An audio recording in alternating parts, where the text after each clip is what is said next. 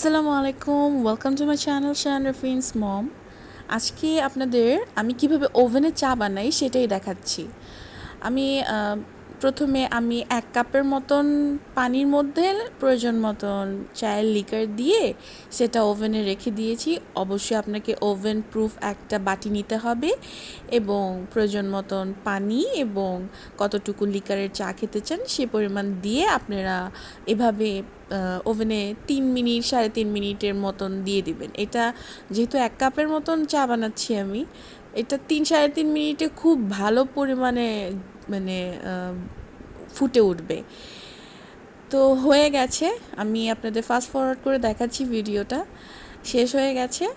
আমাদের 3 মিনিটেই মানে ওভেনে খুব তাড়াতাড়ি চা হয়ে যায়, খুব শর্টকাট টেকনিকে।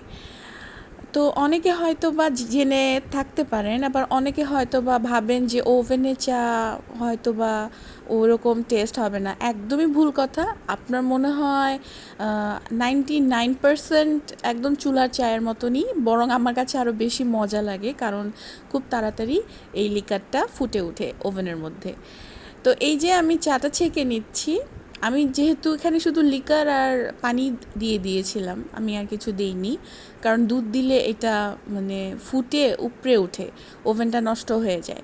যার কারণে আমি জাস্ট লিকার আর পানি দিয়ে ভালো করে ফুটিয়ে নিয়েছি। আপনারা চায়ের লিকার কালার দেখে বুঝতে পারছেন কতটুকু কাড়াক হয়েছে চাটা। তো এখন আমি এর মধ্যে দুধ দিয়ে দিব আর চিনি দিয়ে দিব, ব্যাস তৈরি হয়ে গেল আমাদের খুব শর্টকাট, খুব সহজ উপায়ে, খুব কম সময়ে, মাত্র 3.5 মিনিটে ওভেনের চা। আর চায়ের কালার দেখে নিশ্চয়ই বুঝে যাচ্ছেন যে কীরকম কারাক চা হয়েছে আর কতটুকু গাঢ় লিকারের মানে মজাদার চা হয়েছে। আসলেই অনেক মজার চা হয় ওভেনে। আপনারাও চাইলে এইভাবে বানাতে পারেন যদি ঘরের মধ্যে ওভেন থাকে। খুব সহজে ওভেনের মধ্যে পানি দিয়ে লিকার দিয়ে খুব সহজে এভাবে চা বানিয়ে ফেলতে পারেন। আর ভিডিওটা যদি ভালো লেগে থাকে আপনি লাইক কমেন্ট শেয়ার করবেন, ফ্রেন্ডস এবং ফ্যামিলির সাথে শেয়ার করবেন, আর কমেন্ট সেকশনে কমেন্ট করবেন, সাপোর্ট করবেন।